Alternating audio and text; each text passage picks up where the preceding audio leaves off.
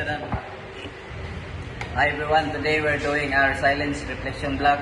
I'll be asking my partner Daniel Quirino a few questions about their challenges and how they stay resilient. Question number 1. Can you share one difficult experience you faced this past year?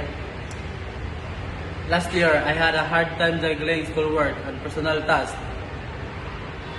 But I eventually finished all my requirements.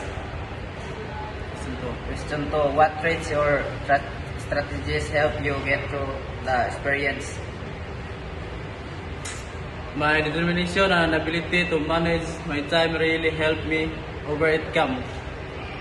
Question number 3. What did that experience teach you about yourself? I realized that one more capable and resilient that I thought, and I can handle more pressure that I can expected. Question number 4.